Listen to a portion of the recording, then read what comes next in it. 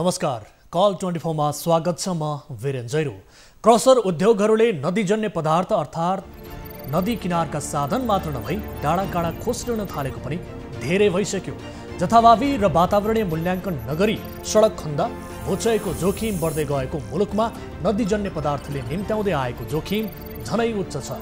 सरकारले अवैध क्रसर उद्योग बन्द गराउन निर्देशन जारी गरिसकेपछि धेरै ठाउँका क्रसर उद्योगहरू बन्द पनि गरिए, तर अझै पनि पावरफुल वालाहरूको क्रसर उद्योगको मनोमानी र मनपरी जारी छ। समग्र मुलुकको वातावरण र समग्र भूगोलमा नै पारेको असरमाथि ध्यान दिन छाडेर यस्ता क्रसर उद्योग निर्वाध सञ्चालन भइरहेका छन्।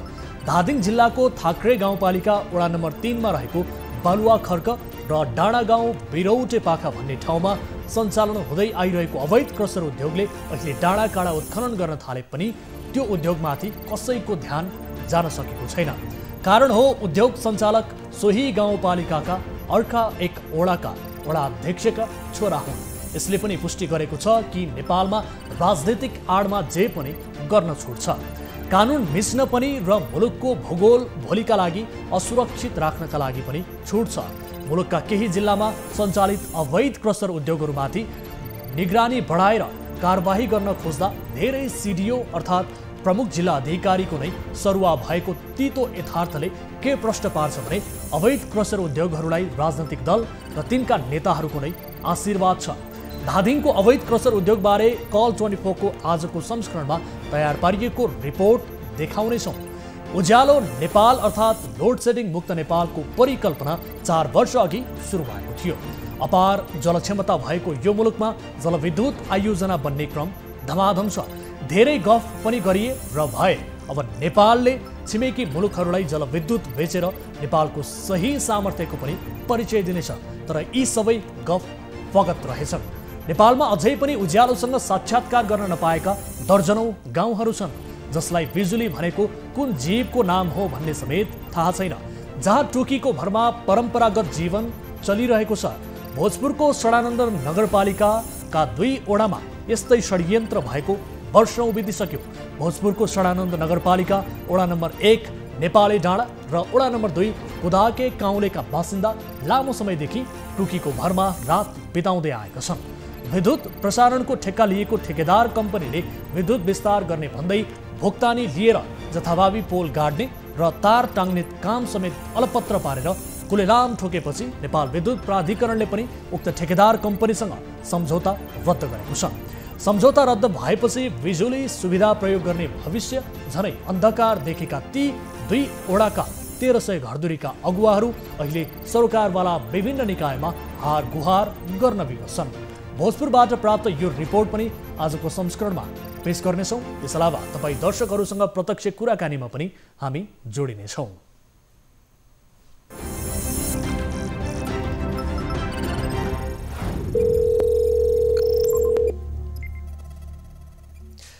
दर्शकहरू, कार्यक्रम कल 24 को नयाँ श्रृङ्खलामा उपस्थित भइसकेका छौँ। विविध विषयहरूसहित उपस्थित छौँ। विशेष गरी तपाईँहरूले उठाउनुभएका विषयहरू, उजागर गर्नुभएका विषयहरूलाई रिपोर्ट मार्फत प्रस्तुत गरेर सम्बन्धित निकायको ध्यान आकर्षण गराउने यस कार्यक्रमको प्रारूप रहेको छ र हामी सम्बन्धित निकायलाई तबसम्म झकझगाउँछौँ जबसम्म त्यो कुनै पनि समस्याको समाधान हुँदैन।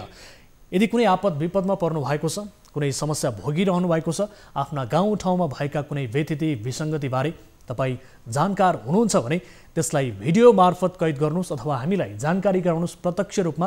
त्यसका लागि हाम्रो हटलाइन यति बेला खुला गरिसकेका छौँ।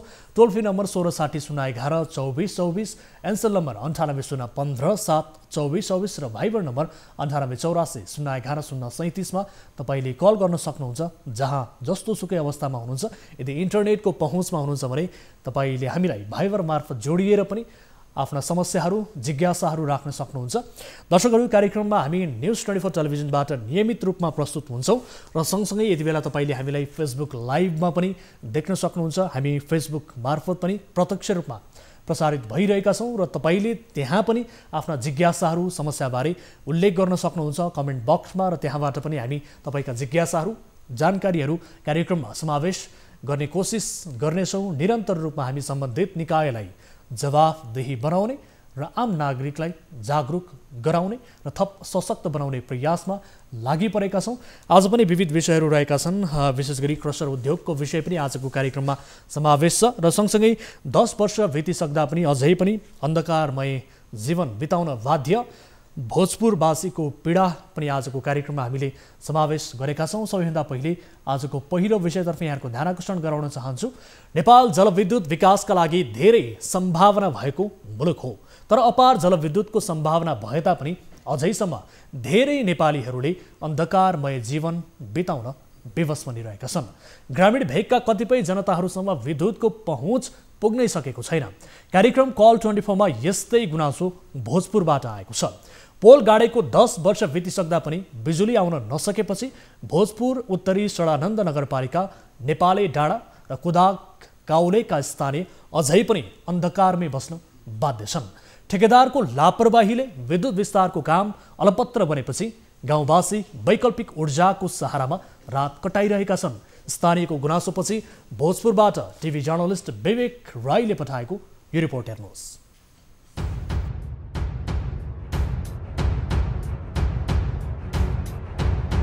भोजपुरको सडानन्द नगरपालिका वडा नम्बर 1 नेपाली डाँडा र वडा नम्बर 2 कुदाकी काउलीमा लामो समयदेखि बिजुली विस्तार हुन नसकेको गुनासो कल 24 मा आएको छ। 2067 सालमा केन्द्रीय प्रसारणको लाइन तान्ने ठेक्का पाएका तत्कालीन ठेकेदार किशोर शेर्पाले विद्युतीकरण अलपत्र पारेर सम्पर्कविहीन बनेपछि नेपाली डाँडा र कुदा काउलेका करिब 1300 घरधुरीले अझै अन्धकारमै रात कटाइरहेका छन्। ठेकेदार कम्पनीले विद्युत विस्तार गर्न भन्दै भुक्तानी लिएर जथाभावी पोल गाड्ने र तार टाङ्ने काम अलपत्र पारेर सम्पर्कविहीन बनेको थियो। ठेकेदारको लापरवाहीले गाउँमा बिजुली नबलेपछि गाउँवासी अझै अन्धकारमै रात कटाउन बाध्य बनेका छन्। पोल गाडिएको ती पोलहरू कहाँ पुगे के भयो कि अब अहिले भनौँ यो बाल्ने भनेर भनिरहेको छ। एक त म नगरको पनि अलिकति कमजोरी देख्छु र हाम्रो वार्ड प्रतिनिधिको पनि सबभन्दा ठुलो कमजोरी देखिएको छ। तत्कालीन केन्द्रीय प्रसारणको विद्युत विस्तारको ठेक्का लिएका ठेकेदार शेर्पाले 2070 सालभित्र बिजुलीको काम सम्पन्न गर्ने सम्झौता गरे पनि भुक्तानी बुझेर सम्पर्कविहीन भएका थिए। विद्युत विस्तार गर्न धेरै क्षेत्रफल र घरधुरी पनि धेरै भएकाले वडाको बजेटले नधान्ने भएपछि नगरपालिका, प्रदेश सरकार, सङ्घीय सरकार साथै विद्युत प्राधिकरणसँग पनि विद्युत विस्तारका लागि पहल भइरहेका छन्। 590 वटा पोल मेन लाइन शाखा लाइनको, 150 वटा पोल मेन लाइनको, 4टा ट्रान्सफर्मर, 2टा 100को माग गरेको छु मैले र 2टा 50 को र त्यसमा चाहिँ तार सम्पूर्ण मसिनो सामानहरू भएदेखि लगभग बत्ती बल्न धेरै समय लाग्दैन, तर प्रदेश केन्द्रले पहल गर्दैमा धेरै समय लाग्ने छैन।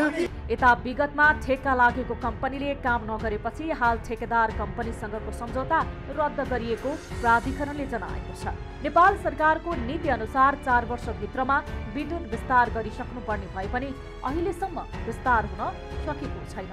गत आवाबाट चाहिँ हामीले त्यो अलपत्र रहेको ठेक्कालाई हामीले चाहिँ हाम्रो उच्च व्यवस्थापनसँग पनि कुरा गरेर त्यो ठेक्का प्रक्रिया अन्त्यको प्रोसेसलाई अगाडि बढाएर हामीले त्यहाँको काम सुरु गरिसकेका छौँ। त्यतिखेर ठेकेदारले 1 नम्बर वडामा 141 वटा, 2 नम्बर वडामा चाहिँ 126 वटा पोल गाडेर चाहिँ अलपत्र छोडेको ठाउँमा हामीले गत आवाबाट तार तान्ने प्रक्रिया सुरु गरिसकेका छौँ। ती पोलहरूमा तार तान्ने काम सकिसकेको छ। अब हाम्रो लगत्तै लाइन चार्ज हुँदैछ त्यहाँनिर त्यो एरियाहरूमा र अब यो वर्षदेखिको बजेटबाट त्यहाँको चाहिँ विद्युतीकरणको काम चाहिँ कन्टिन्यू अगाडि बढ्ने नै छ। नगरपालिका र ओडाले गत 2075 जेठमा 20 लाख बराबरको बजेटबाट 59 एम्पियरको 4 वटा ट्रान्समिटर, 100 वटा शाखा पोल र 5000 मिटर तार खरिद गरेको थियो, जसमा प्राधिकरणले उक्त ओडामा 25 एम्पियरको 2 वटा ट्रान्समिटर राखिएको थियो। तर अन्धकारमै रात काट्न बाध्य यो क्षेत्रका बासिन्दाहरू कहिले विद्युतको पहुँचमा पुग्छन् त्यो भने टुङ्गो नै छैन। दर्शकहरू, नेपाल जलस्रोतको दोस्रो ठुलो धनी देश र जलविद्युत विकासका लागि यति धेरै सम्भावना भएको मुलुकमा अझै पनि नेपाली जनताहरू यसरी अन्धकारमा रात बिताउन बाध्य छन्। यस किसिमका दुःखद रिपोर्टहरू प्रस्तुत गर्नुपर्दा अत्यन्त दुःख लाग्छ र तर सम्बन्धित निकायलाई कहीँ कतै पनि यस्ता विषयले दुख्दैन। उनीहरूलाई कुनै पनि यस्ता किसिमका दुःखद विषयले स्थानीय जनताका दुःखले पोल्दैन, छुँदैन पनि। र यति बेला हामीसँग स्थानीय जोडिनु भएको छ, यसबारे हामी थप जानकारी लिन्छौँ। स्थानीय जोडिनु भएको छ सन्तोष घिमिरे, हाम्रो प्रत्यक्ष टेलिफोन सम्पर्कमा हुनुहुन्छ। सन्तोषजी, स्वागत छ यहाँलाई कार्यक्रममा। धन्यवाद हजुर। हजुर, अब 10 वर्षदेखि पोल गाडिएको र विद्युतका लागि त्यहाँ विस्तारका लागि विभिन्न कामहरू गरिएको, तर अझैसम्म पनि त्यो सम्पन्न नभएपछि तपाईँहरूको जीवन यति बेला रात अँध्यारोमै बितिरहेको बारे हामीले रिपोर्ट प्रसारण गर्यौँ। अँध्यारोमा छ सर। अब यो विशेष तपाईँको 10 भन्दा अहिले 12 वर्ष अगाडि 12 वर्ष भइसक्यो। 12 वर्ष हजुर। स्थानीयले यहाँबाट लगभग 1 दिनको बाटो पोल बोकेर ल्याएको हो। त्यतिखेर जुन अवस्थामा चाहिँ ट्र्याक्टर पनि चल्ने अवस्था थिएन हजुर, यो ठाउँमा मान्छेले काममा बोकेर पोल ल्याएको हुन्। पोल ल्याएर गाडिएको 12 वर्ष भइसक्यो। यस बिचमा तपाईँको विभिन्न शर्तहरू फेरियो र पनि तपाईँको यो सडानन्द नगरपालिकाको 1 र 2 कुदा काउले र नेपाल डाँडामा चाहिँ विभिन्न बाहनाबाजीमा तपाईँको बाहनाबाजीमा समय लम्बिँदै गयो। यति लम्बियो कि 12 वर्षसम्म लम्बियो। 12 वर्षमा खोलो पनि अर्कापट्टि फर्किन्छ भन्ने पुरानो उखानले पनि धानेन सर यसमा चाहिँ, होइन? अब यसमा मैले देखेको चाहिँ तपाईँको विद्युत प्राधिकरणले पनि केही काम चाहिँ पछिल्लो चरण गरेको। जनप्रतिनिधि आइकन तपाईँको प्रत्येक वाडा, यी 2टै वाडाका टोलमा डिटेल सर्वे गराएर जनप्रतिनिधिहरूले पठाइदिइसक्नु भएको चाहिँ हो। तर तपाईँको स्थानीय तहले मात्रै यो बिजुली बत्ती बाल्न चाहिँ अलिक तपाईँको गाह्रो हुने रहेछ, विशेष गरी बजेटको कुरा रह्यो। ठिक छ सन्तोषजी, अहिले जो तपाईँले भन्नुभयो 12 वर्ष भइसक्यो, 12 वर्ष अघि त्यहाँ गाडिएका पोलहरूको अवस्था कस्तो छ? अन्य विद्युत विस्तारका लागि त्यहाँ लगिएका संरचनाहरूको स्थिति के छ अहिले? तपाईँको विद्युत विस्तारको लागि ल्याएका जति पोलहरू छन् अहिले कुदाकाउलेको केही भागमा मेन लाइनका पोल गाडिएका छन्, शाखा लाइनका पोल गाडिएका छन्, ट्रान्सफर्मरहरू आएका छन् र यो तार टाङ्ने विषयमा केही भाग टाङ्गिएको छ, केही भाग अझै लथालिङ्ग छ सर। प्राधिकरणले पनि ताकेता, प्राधिकरणलाई यहाँबाट स्थानीयले तपाईँको जनप्रतिनिधिले ताकेता गरेको गरेछ र पनि सम्भव भएको चाहिँ देखिँदैन।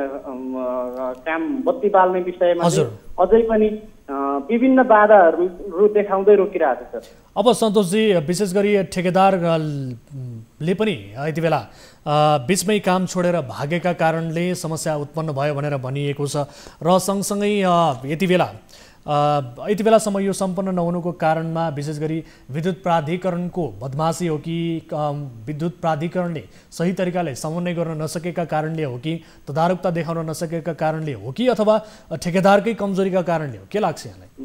विशेष तर मलाई यो ठेकेदारीको लापरवाही त त्यो त भइहाल्यो। त्यो सँगसँगै तपाईँको विद्युत प्राधिकरणले पनि अर्को ठेक्का भर्खर लगाएको छ, के अरे त्यो पहिलाको ठेक्का रद्द गरेको छ भनेको छ। र यहाँ मैले देखेको चाहिँ सर तपाईँको सङ्घ र प्रदेश जुन छ नि 2टा तह, यो तहले चाहिँ जागरुकता देखाउनु हो भने हुन्छ सर, तपाईँको काम हुन्छ। तर सन्तोषजी एकैछिन होल्डमा रहनु होला। हामीसँग यति बेला हामीले टेलिफोन सम्पर्कमा ल्याएका छौँ विद्युत प्राधिकरण वितरण केन्द्र भोजपुरका प्रमुख हुनुहुन्छ रविन बाबु घिमिरे, हाम्रो प्रत्यक्ष सम्पर्कमा हुनुहुन्छ। घिमिरे सर, स्वागत छ यहाँलाई कार्यक्रममा। धन्यवाद हजुर। अब भोजपुरको यो सडानन्द नगरपालिका वडा नम्बर 1 नेपाली डाँडा र वडा नम्बर 2 कुदाके काउलेमा लामो समयदेखि विशेष गरी बिजुली विस्तारको काम हुन नसकेको बारे यति बेला धेरै स्थानीयले हामीलाई गुनासो गरिरहेका छन्। अझै पनि ती स्थानीयहरू अन्धकारमा रात कटाउन बाध्य छन्। 10 वर्ष अघि स्थानीयले बताएअनुसार त 12 वर्ष भइसक्यो। 12 वर्ष अघि त्यहाँ विद्युत विस्तारका लागि पोल गाडियो, तारहरू तानियो, तर अझैसम्म पनि त्यसको काम अघि बढ्न सकेन सर। के कारणले होला?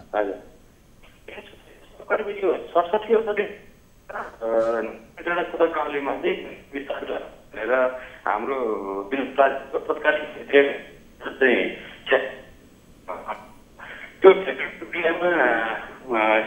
एउटा किशोर एकजना उहाँ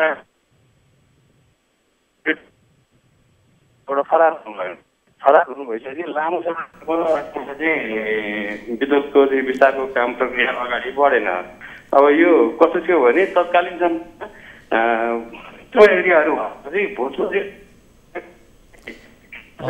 केन्द्रबाट चाहिँ त्यहाँको काम रेकर्ड गर्ने काम हुन्थ्यो। हामी 76 चैत्र महिना भोजपुर जिल्लामा चाहिँ त्यो एरिया त्यस पछाडि हामीले 70 सालकै अघिल्लो आर्थिक वर्षबाटै सर एकैछिन रोक्नु होला कृपया। तपाईँसँगको नेटवर्क डिस्टर्बका कारणले यहाँको आवाजलाई हामीले स्पष्ट सुन्न सकेनौँ। हाम्रो टिमका साथीहरूलाई म अनुरोध गर्न चाहन्छु, मास्टर कन्ट्रोल रुममा रहनुभएका साथीहरू एकपटक पुनः उहाँलाई टेलिफोन सम्पर्क गर्नुहोला। उहाँसँग हामी थप यसबारे स्पष्ट रूपमा जवाफ लिन चाहन्छौँ र उहाँको आवाज केही नेटवर्क प्रब्लम भएका कारणले स्पष्ट रूपमा उहाँको जवाफ हामीले सुन्न सकेनौँ। यद्यपि सन्तोषजी हाम्रो प्रत्यक्ष लाइनमै हुनुहुन्छ। सन्तोषजी सुन्दै हुनुहुन्छ? हजुर, हामी कोसिस गरिरहेका छौँ, अन्य सम्बन्धित निकायसँग पनि कोसिस गरिरहेका छौँ, विशेष गरी टेलिफोन सम्पर्क गर्ने। र यति बेला हामीले टेलिफोन सम्पर्कमा ल्याएका थियौँ विद्युत प्राधिकरण वितरण केन्द्र भोजपुरका प्रमुखज्यूलाई। यति बेला विद्युत प्राधिकरणको प्रतिक्रिया चाहिँ कस्तो पाउनु भएको छ? के भन्नुहुन्छ उहाँहरू? किन चाहिँ यो लामो समयदेखि यो काम विस्तार हुन सकेन? के भन्नुहुन्छ उहाँहरू? त्यही त तपाईँको पटक पटक ठेकेदारको गल्ती देखाउँदै अहिलेसम्म यत्रो वर्ष बित्यो। तपाईँको 10-12 वर्ष भनेको थोरै समय होइन सर। विकास गर्न यत्रो लामो समय राख्छ यहाँका जनताहरू। तपाईँको अझै पनि हुनेले सोलर लगाएको छ, नहुनेले अझै कुपी बाल्न बाध्य भएको छ सर। त्यसले गर्दा अब यसरी तपाईँको अगाडि जहाँ जसले गल्ती गर्यो त्यो हटाएर अब त बत्ती बाल्ने किसिमको प्रतिक्रिया विद्युत प्राधिकरणले पनि नगरेको छैन। अहिले पछिल्लो चरण चाहिँ जुन हाम्रो प्राधिकरणको हाकिम साहब आउनु भएको छ, उहाँले चाहिँ जस्तै भए पनि गर्छु भनेर प्रयत्न चाहिँ गर्नुभएको छ। र पनि तपाईँको पर्याप्त सामान विषय रह्यो। त्यस पछाडि जुन अर्को टेन्डर लगाएर काम गर्ने विषय रह्यो। यो विषयमा चाहिँ अलिक यतिले मात्रै चाहिँ नभ्याउने हो कि भन्ने हामी स्थानीयले महसुस गरेका छौँ। र बजेट अहिले अब विशेष गरी ठेकेदार जो हुनुहुन्छ, तत्कालीन ठेकेदार जसले यो ठेक्का लिएका थिए, किशोर शेर्पा, उहाँ कहिलेदेखि सम्पर्कविहीन हुनुहुन्छ? उहाँले के कति काम गर्नुभयो, के कति काम गरेर हलपत्र छोडेर जानुभयो, कहिलेदेखि सम्पर्कविहीन हुनुहुन्छ उहाँ? तपाईँहरूलाई के छ? लगभग मलाई लाग्छ हामीलाई पोल बोकाइसके पछाडि उहाँ लगभग लापत्तै।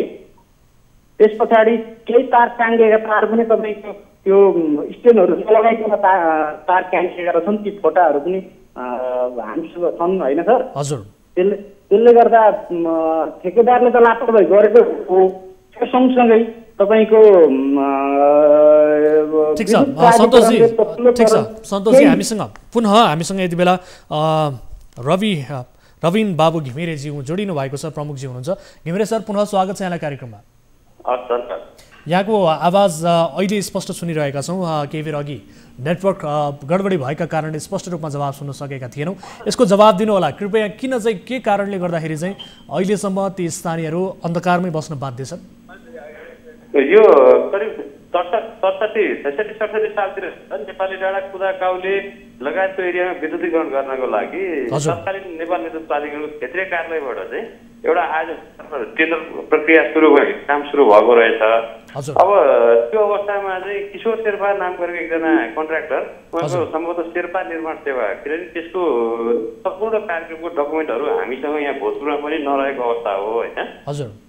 त्यो अवस्थामा उहाँ चाहिँ पुल मात्रै गाडेर वा फरार हुनुभयो, उहाँ सम्पर्कमा आउनु भएन। त्यस पछाडि लास्ट समयसम्म त्यहाँ विद्युतीकरणको काम चाहिँ अवरुद्ध भएर बस्यो। थप कामहरूको प्रक्रिया अगाडि बढ्न सकेन। यो एरिया चाहिँ तपाईँको सङ्खसभा वितरण केन्द्रबाट खासबारी वितरण केन्द्रको मातहतमा रहेको थियो। 76 सालको चैत्र महिनाबाट हामीले ती एरियाहरू सदानन्द नगरपालिकाको ती एरियाहरू हामीले भोजपुर वितरण केन्द्रको मातहतमा हस्तान्तरण भएर आइसकेपछि अघिल्लो वर्षबाट चाहिँ त्यहाँनिर चाहिँ पुरानो ठेक्कालाई पनि हाम्रो तत्कालीन कार्यकारी निर्देशक कुलमान घिसिङज्यूसँग समन्वय गरेर त्यो ठेक्का चाहिँ अन्त्यको लागि म पहल गर्छु, म त्यसको लागि प्रक्रिया अगाडि बढाउँछु।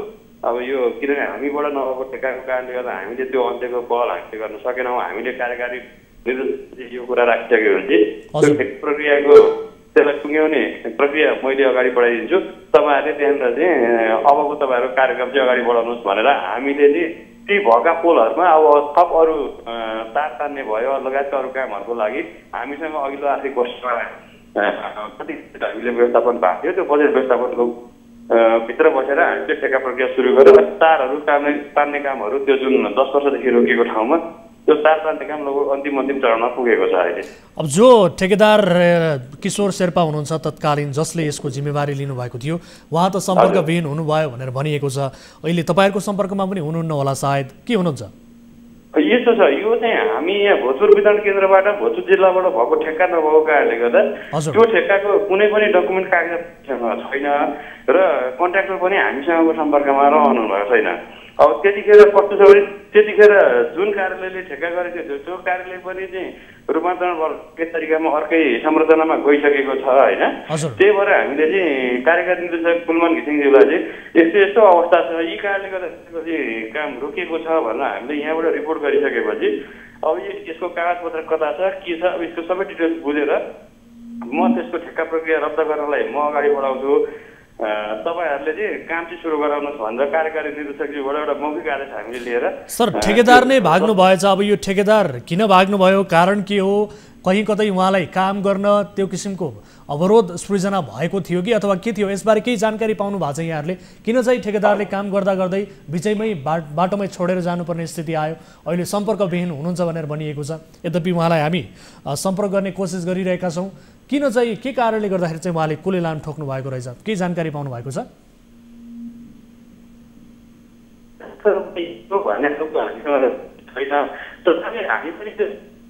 विद्युतीकरणकै सन्दर्भमा हामी पुग्दै गर्दा ठेकेदारले त्यहाँको पब्लिकसँग जनताहरूले चाहिँ उत्साहित भएर आफैले चाहिँ आफ्नो लगानी सहित लगाएर चाहिँ त्यहाँनिर चाहिँ पुल गाड्ने लगायतको कामहरूमा सहयोग गर्दा गर्दै त्यहाँको पब्लिकको पनि पैसा अलिकति त्यो लेनदेनको व्यवहार पनि छ, त्यो पनि खाएको छ, हाम्रो पैसा तिर्या छैन ठेकेदारले भन्ने त्यहाँबाट गुनासो हामीसँग पनि आएको थियो।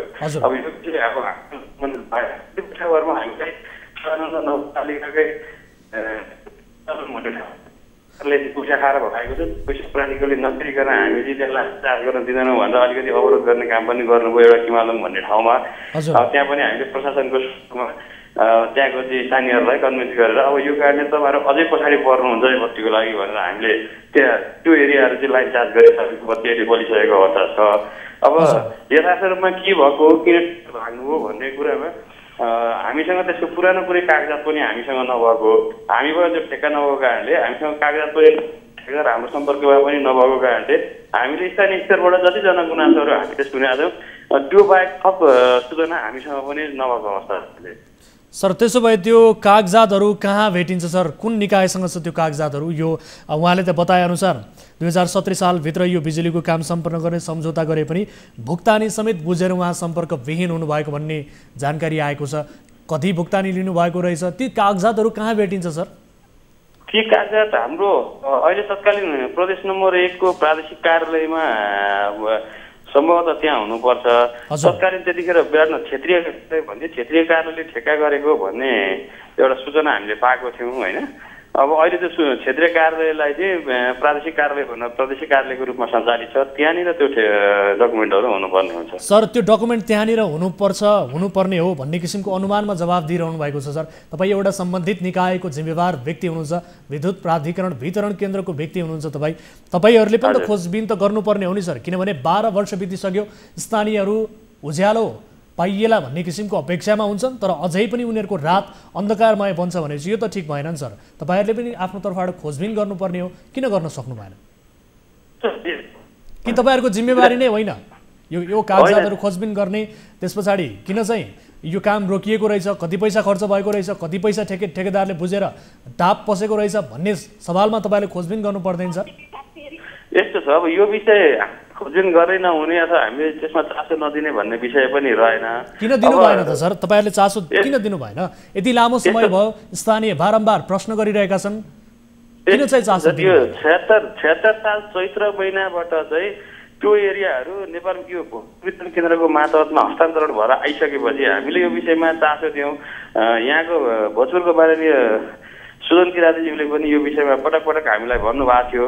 अनि यो जब त्यो एरिया हाम्रो मातहतमा आएर हस्तान्तरण भएर आइसकेपछि हामीले यो विषयमा चाहिँ हाम्रो कार्यकारी निर्देशकज्यूसँग समन्वय गरेर त्यो अर्को ठेक्काको प्रक्रियाको चाहिँ त्यसलाई टुङ्ग्याउने जिम्मा अब म त्यसको कहाँ छ, किनभने यो क्षेत्रीय कार्यालयमा अथवा डकुमेन्ट अलिकति अन्यलको अवस्था किन छ भनेको भने तपाईँको क्षेत्रीय कार्यालय मातहतबाट पहिले सामुदायिक ग्रामीण विद्युतीकरणको लुगा धेरै खालको त्यो एउटै कार्यालयबाट सञ्चालित थियो। पछि ती सबै कार्यालय टुक्रा टुक्रा भएर चाहिँ अलग अलग तरिकाले भइसकेको अवस्था छ अहिले। अब त्यही कारणले कुन अब यो कस्तो भने अहिले पनि क्षेत्रीय कार्यालयमा हामीले बुझ्दै गर्दा त्यो कुन कारणले अथवा कुन भनौँ न कुन निकायले चाहिँ गरेको थियो तत्कालीन अवस्थामा भन्ने खालको क्लियर डकुमेन्ट अझै पनि त्यो क्षेत्रीय कार्यालयमा पनि मैले पाएको छैन होइन। त्यो कारणले गर्दा हामीले कुलमान घिसिङज्यूसँग हाम्रो तत्कालीन कार्यकारी निर्देशकज्यूसँग यस्तो यस्तो छ, अब यो अवस्थामा त्यहाँको विद्युतीकरणको प्रक्रियालाई अगाडि त्यसलाई चाहिँ बन्द नगरिकन हामी पनि अब एउटा कानुन हिसाबले भोलि त्यो पोलमा मैले तार तानेर मुद्दा बाजा गरिदियो भने अब हामी पनि अप्ठ्यारो पर्ने अवस्था छ भनेर उहाँसँग कुरा गरिसकेपछि कार्यकारी निर्देशकज्यूले ल म चाहिँ त्यो के भन्छ ठेक्का प्रक्रिया चाहिँ अन्त गर्ने कुराको हामी अगाडि बढाउँछौँ, तपाईँ त्यहाँ चाहिँ काम सुरु गर्नुहोस् भन्नु त्यो आदेश प्राप्त भइसकेपछि अनि हामीले त्यहाँनिर चाहिँ काम सुरु गरेको हो। अहिले के काम भइरहेको छ यसबारे बताउनुहोस् न सर। अहिले के काम गर्नु भएको छ? अब ती स्थानीय बासिन्दाको सपना कहिले पुरा हुन्छ त? उनीहरूले विशेष गरी उज्यालोमा बस्न कहिले पाउँछन् त? नेपाली डाँडामा 121वटा पुल गाडिएको अवस्थामा तार नतानिकन रहेको अवस्थामा थियो। अब त्यो ठाउँमा तार नतानिकन अगाडि विद्युतीकरण चाहिँ थप एक्सटेन्ड नहुने अवस्था भएकोले हामीले त्यो पुरानो पोलमा चाहिँ तार तान्ने मात्रै गरी तार गरी हामीले चाहिँ हामीसँग उपलब्ध बजेटबाट त्यहाँको चाहिँ ठेक्का प्रक्रिया अगाडि लग्यौँ।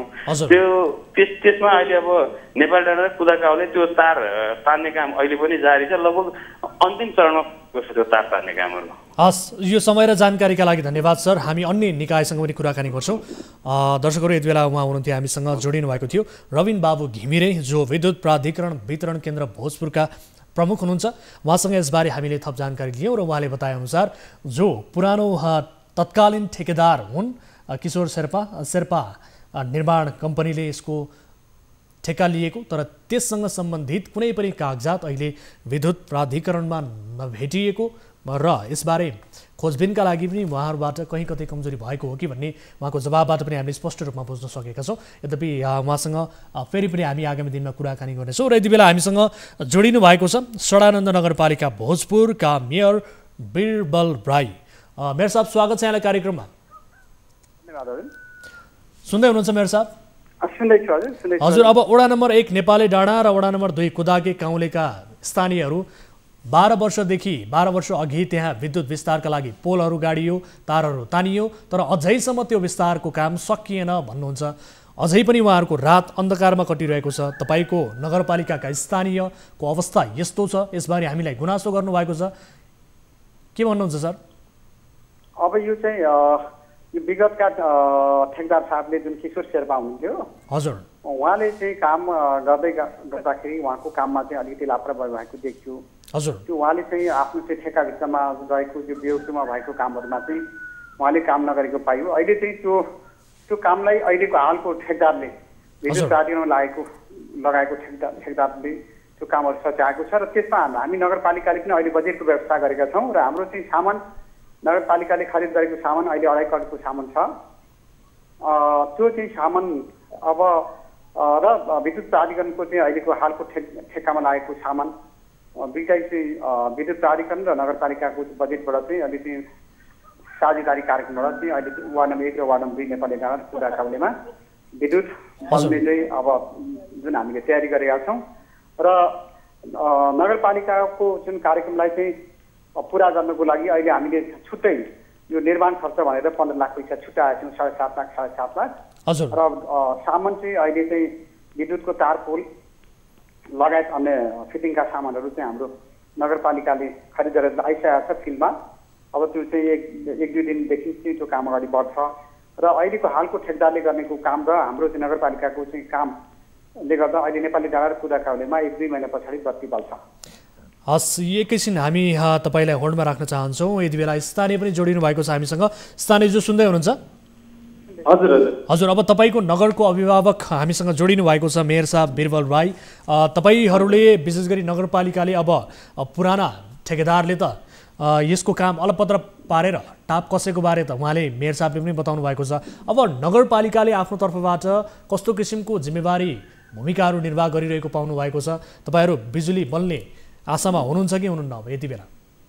होइन, लामो समयदेखि रहेको कारणले गर्दा चाहिँ समस्या भएको हो। हजुर, अब मलाई लाग्छ मेयर साहबको नेगेटिभ छैन यी वडामा बत्ती बल्ने विषयमा।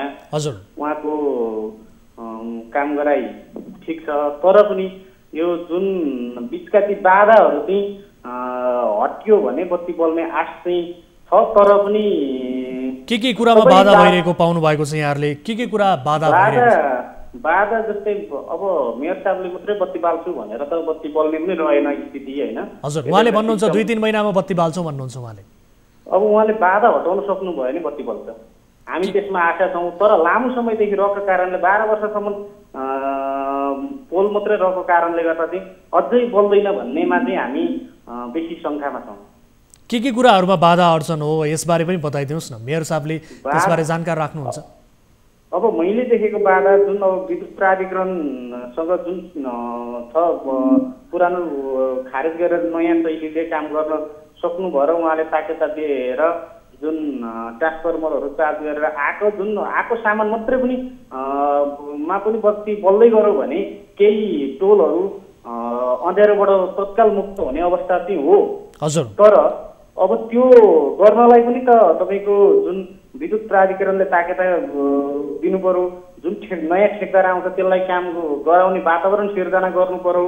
अब त्यो सिर्जना गराउन चाहिँ तपाईँको यो विभिन्न बाधाहरू चाहिँ छन्। अब तपाईँको लगभग 4-5वटा चुनाव चाहिँ भोट यही बिजुलीमा पाल्छु भन्दै यहाँका तपाईँको भोट लुटेका एरिया हुने हाम्रा अब यो हटाउनलाई चाहिँ अब जुन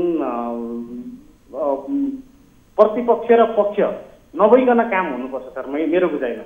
हजुर, मेयर साहब सुन्दै हुनुहुन्छ? यहाँ बत्ती बल्दै गर्दा तपाईँको अरू कसैलाई तपाईँको अप्ठ्यारो महसुस हुने अवस्था छ भने त्यो चाहिँ हटाउने पहल चाहिँ उहाँहरूले गर्नुपर्छ।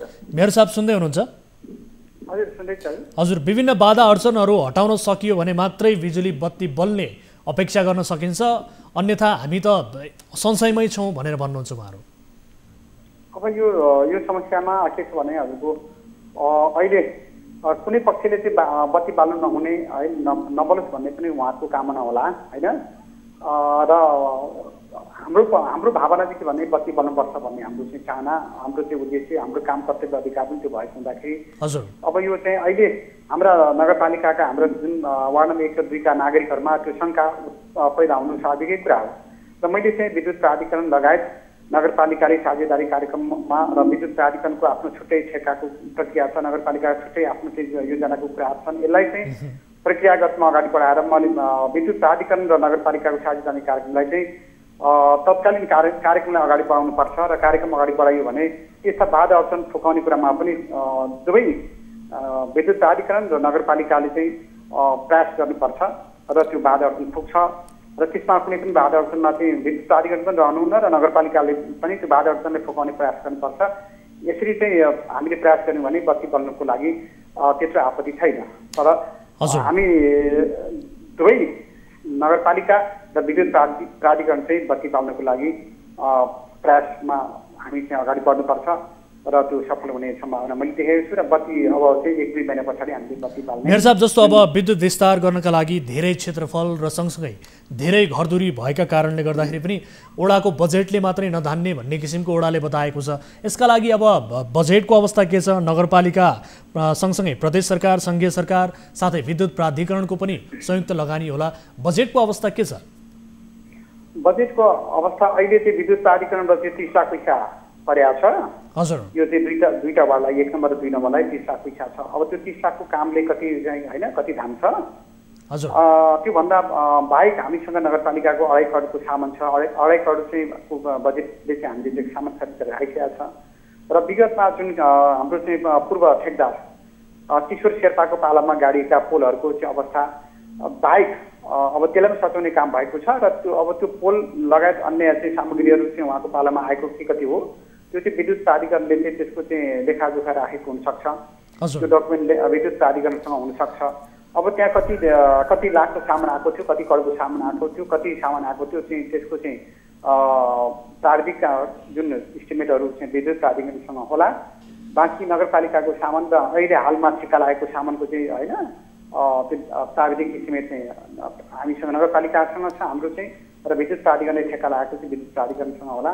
र टोटल इस्टिमेटमा 2टा वार्डलाई कति चाहिने शाखा पोल, कति चाहिने हाई टेन्सिटी पोलहरू र कति किलोमिटर चाहिने तार हो त्यसको विषयमा हामीसँग अहिले चाहिँ नगरपालिकाले खरिद गरेको सामान र विद्युत प्राधिकरणले चाहिँ ठेक्कामा लगाएको चाहिँ 30 लाखको सामग्रीहरूको जुन अहिले हेर्दाखेरि नगरपालिकाको 1 र 2 मा बत्ती बल्ने समग्रतः बत्ती बल्न सक्दैन तर केही भागमा बत्ती बल्छ। हस्, तपाईँले भन्नुभएको छ 2 महिनामा स्थानीयले त्यहाँ बत्ती बाल्नेछन् भन्ने किसिमको जुन प्रतिबद्धता जनाउनु भएको छ, जुन आश्वासन दिनुभएको छ, हामी पनि यस विषयलाई फलो गर्नेछौँ। समय र जानकारीका लागि यहाँलाई धेरै धेरै धन्यवाद मेयर साहब। हस्, धन्यवाद। मेरो कुरामा राख्ने मौका दिनुभयो, यहाँलाई म हार्दिक धन्यवाद दिन चाहन्छु। हस्, सन्तोषजी सुन्दै हुनुहुन्छ?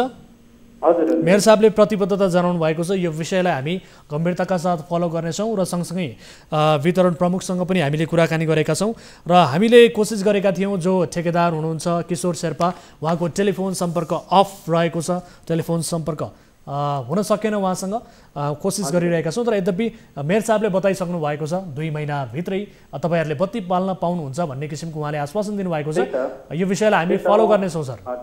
हजुर, धन्यवाद सर। यो यस्तो गाउँ बस्तीका यस्ता समस्याहरूमा तपाईँहरूले त्यहाँसम्म लगेर जुन उजागर गर्ने प्रयत्न गर्नुभएको छ यसले सार्थकता पाओस् र मेयर साहबको जुन आश्वासन छ त्यो पनि प्रतिबद्धता छ त्यो पनि कायममा आइदियोस् र उहाँले नचाहनु भएको चाहिँ होइन तर चाँडा चाँडै काम गर्ने परिस्थिति चाहिँ कम भएको हो कि भन्ने हामी केहीले चाहिँ बुझिरहेको छौँ। हस्, घचघच्याउनु होला, तपाईँहरूको पनि दायित्व रहन्छ यसतर्फ सम्बन्धित निकायलाई बारम्बार घचघच्याउनु होला र आफूले पाउने अधिकारबाट वञ्चित नहुनु होला भन्ने किसिमको हामी तपाईँलाई यहाँ सल्लाह सुझाव दिन चाहन्छौँ र यो समय र जानकारीका लागि धेरै धन्यवाद। विशेष धन्यवाद हजुरहरूलाई पनि। ठिक छ सर, अब हामी त्यो घचघच्याइरहने छौँ 12 वर्ष। हस्, धन्यवाद। यति बेला हामीसँग स्थानीय सन्तोष घिमिरे जोडिनु भएको थियो, उहाँसँग पनि हामीले कुराकानी गऱ्यौँ। दर्शकहरू, विद्युतको समस्याका विषयलाई लिएर हामीले सम्बन्धित निकायसँग कुराकानी गऱ्यौँ। यद्यपि जो तत्कालीन ठेकेदार किशोर शेर्पा हुनुहुन्छ उहाँको टेलिफोन यति बेला स्विच अफ बताइरहेको छ, सम्पर्कविहीन हुनुभयो। धेरै लामो समयदेखि यो ठेक्का बिचमै छोडेर काम बिचमै अलपत्र पारेर उहाँ यति बेला कुलेलाम ठोक्नु भएको बारे हामीलाई जानकारी प्राप्त भएको छ, स्थानीयले बताइरहेका छन् र सँगसँगै विद्युत प्राधिकरणका व्यक्तिहरूले पनि बताए र सँगसँगै जनप्रतिनिधिहरूले पनि सोही कुराको जानकारी दिएका छन्। यो विषयलाई आगामी कार्यक्रममा पुनः फलो गर्नेछौँ भन्दै आजको अर्को विषयतर्फ यहाँहरूको ध्यान आकर्षण गराउन चाहन्छु। मापदण्ड विपरीत अवैध रूपमा प्राकृतिक सम्पत्तिको दोहन हुने क्रम रोकिएको छैन। देशका विभिन्न क्षेत्रमा क्रसर उद्योगहरूले अवैध रूपमा दोहन गरी प्राकृतिक सम्पदामाथि गरिरहेको प्रहारबारे निरन्तर हामीले देखाउँदै आएका छौँ। आज यस्तै गुनासो धादिङबाट पनि आएको छ। जिल्लाको थाक्रे गाउँपालिका वडा नम्बर 3 मा रहेको बालुवा खर्क र डाँडा गाउँ बिरौटे पाखा भन्ने ठाउँमा अवैध उत्खनन भइरहेको खुलेको छ। मापदण्ड विपरीत सञ्चालन भइरहेको बालुवा उद्योगहरूले सो क्षेत्रमा डाँडा नै खनेर अवैध रूपमा बालुवा उत्खनन गरिरहेका छन्। तर यसरी मापदण्ड विपरीत बालुवा उद्योगहरूले उत्खनन गरेर प्राकृतिक सम्पत्तिको दोहन गरिरहेको भए पनि स्थानीय सरकार र स्थानीय प्रशासनको ध्यान जान सकेको छैन। यसबारे सत्य तथ्य बुझ्ने प्रयास गर्नेछौँ। सबैभन्दा पहिले स्थानीयको गुनासोको आधारमा तयार पारिएको यो रिपोर्ट हेर्नुहोस्।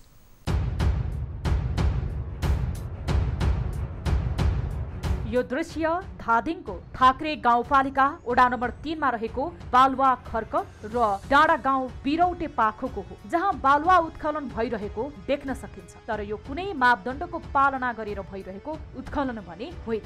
यो त मापदण्ड विपरीत सञ्चालन भइरहेको बालुवा उद्योगहरूले अवैध रूपमा बालुवा उत्खनन, चोरी तथा निकासी गरिरहेका हुन्। यसरी अवैध रूपमा उत्खनन गर्ने उद्योगमा न्यू गोरखकाली रोडा ढुङ्गा उद्योग, रक्तकालिका रोडा ढुङ्गा उद्योग, प्राली लगायतका उद्योगहरू छन्। न्यू गोरखकारी रोडा उद्योगका सञ्चालक दिलीप पौडेल हुन्। उनका बाबु गाउँपालिका अन्तर्गत वडा नम्बर 2 का वडा अध्यक्ष समेत छन्। त्यसै रक्तकालिका रोडाढुङ्गा उद्योगका सञ्चालक भने राम राई हुन्। अहिले यो क्षेत्रमा दिनरात यसरी नै अवैध दोहन हुने गरेको स्थानीय बताउँछ। अवैध रूपमा प्राकृतिक सम्पत्तिको उत्खनन, चोरी तथा निकासी भइरहेको बारे सबै निकाय जानकार नै छन्। तर पनि स्थानीय सरकार र स्थानीय प्रशासन देखेर पनि नदेखे चाहिँ गरिरहेको स्थानीयको भनाइ छ। अहिले सो क्षेत्रमा स्काई भेटर लगायत बालुवाको उत्खनन राजनीतिक संरक्षणमै भइरहेको स्थानीयको आरोप पनि छ।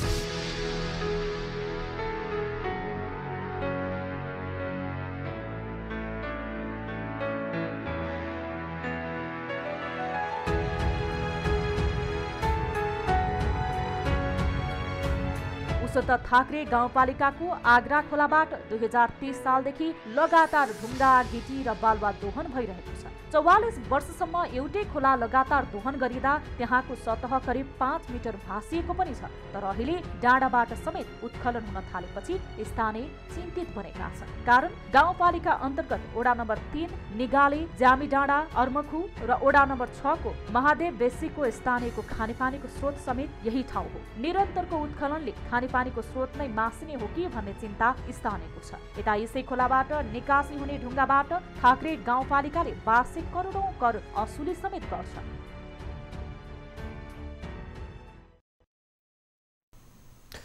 दर्शकहरू, देशका विभिन्न स्थानमा यसरी अवैध रूपमा क्रसर उद्योगहरू सञ्चालन भइरहेका बारे हामीले निरन्तर रूपमा रिपोर्ट प्रसारण गरिरहेका छौँ, उजागर गरिरहेका छौँ। तर पनि गृह मन्त्रालयले समेत परिपत्र गरेको छ स्थानीय प्रशासनलाई अवैध रूपमा सञ्चालन भइरहेका यस किसिमका क्रसर उद्योगहरू तत्काल बन्द गर्नका लागि भनेर निर्देशन समेत दियो। त्यस बखत केही क्रसर उद्योगहरू जो मापदण्ड विपरीत सञ्चालनमा थिए ती उद्योगहरू बन्द समेत गरिए।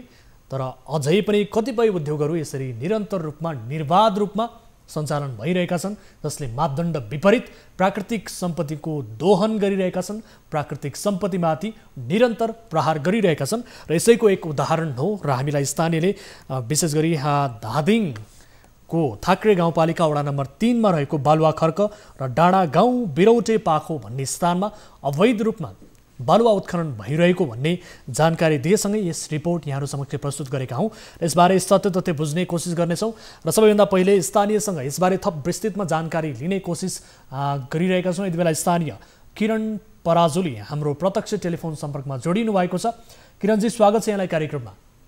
हजुर सर, नमस्कार। हजुर, अब यहाँहरूको गुनासोका आधारमा हामीले दर्शकहरूलाई रिपोर्ट पनि देखाइसकेका छौँ र विशेष गरी अवैध रूपमा चलेका यसरी बालुवा उद्योगहरूका बारेमा थप बताउनुहोस् न, के कस्तो अवस्था छ, कुन कुन समयमा त्यहाँ यसरी उत्खनन भइरहेको छ र यो उत्खननले तपाईँहरूलाई विशेष गरी कस्तो किसिमको प्रभाव परिरहेको छ, तपाईँ लगायत अन्य स्थानीयहरूमा पारेको प्रभाव, त्यहाँको बस्तीमा कस्तो प्रभाव परिरहेको छ, यसबारे समग्रमा बताउनुहोस् न। गाउँको सार्वजनिक वन क्षेत्र नजिकैको डाँडा र वर्षभरि आम्दानी हुने यो हाम्रो खेत जुन छ सर, होइन? हजुर, यसमा चाहिँ विशेष गरी असर पर्ने गरी बालुवा खानी सञ्चालन भइरहेको छ। यसमा हामीले सम्बन्धित निकायमा समेत हामीले खबर गर्दा केही समय बन्द हुने र बन्द भइसकेपछि केही समयपछि के को आधारमा खुल्छ हामीलाई थाहा भएन।